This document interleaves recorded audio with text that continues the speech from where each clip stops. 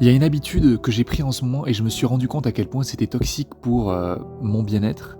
C'est le fait de garder mon téléphone avec moi jusqu'au moment d'aller dormir. Et quand je passe d'aller dormir, je parle du fait que du coup je le garde jusqu'au moment où je me couche. Ça veut dire que je vais dans mon lit, dans l'espace qui est réservé, qui est le temple pour aller dormir, le temple du repos et du bien-être et de la réflexion. J'y amène un objet qui est tout l'inverse.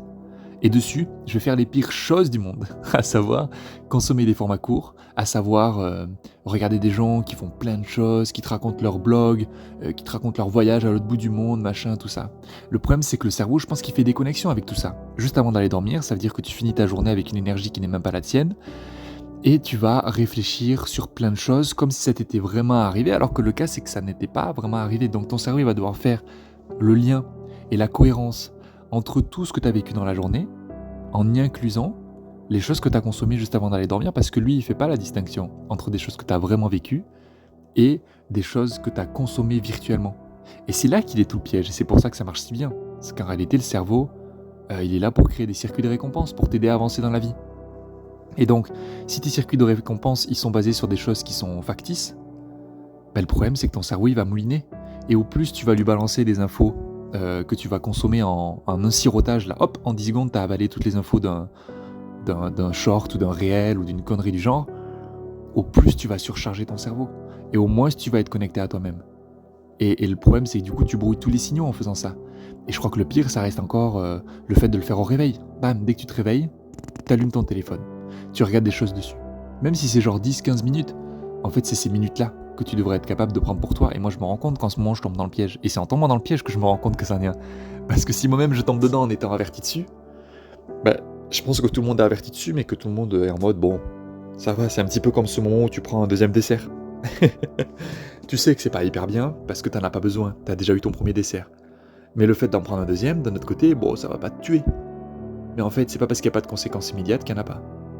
Et pour le coup, sur le fait de prendre le téléphone dès le début de la journée, il y a de la conséquence immédiate. C'est qu'en fait, tu commences ta journée avec une énergie qui est même pas à toi. L'énergie avec laquelle tu commences ta journée, là, quand tu consommes du contenu sur Internet dès le réveil, mais en fait, c'est pas ton énergie. C'est quelqu'un qui fait un projet quelque part. Ou c'est quelqu'un qui raconte un truc sur un sujet quelque part. C'est même pas ta réflexion. Ça veut dire que tu te lèves, et ce qui va définir la façon dont tu vas rendre cette journée productive ou non, en fait, ça part d'une base qui ne t'appartient pas. À quel moment tu t'autorises à perdre le contrôle sur ta vie sur ça? Et là, avec tout ce que je suis en train de dire, je pointe du doigt. Je m'en rends compte. Mais parce que je me dis ça avant tout pour moi-même. Et si je suis assez dur comme ça avec moi-même, c'est parce que j'ai envie de me sentir coupable d'avoir ces comportements-là. Mais pas coupable dans le sens, je vais me lamenter après en me disant: «Oh mince, non, je suis vraiment horrible parce que je fais ça, machin, parce que j'ai des mauvais comportements». Non, la vérité, c'est que toutes ces choses-là, que je me dis à moi-même et que je retranscris là sur ces formats auditifs, c'est des choses qui sont censées nous inspirer à mériter meilleur. Et qui dit mériter meilleur dit s'autoriser à mériter meilleur. Et pour ça, on est obligé de se laisser de l'espace. Se laisser de l'espace pour se dire, ok, c'est quoi meilleur pour moi? Voilà, ne serait-ce que ça en fait.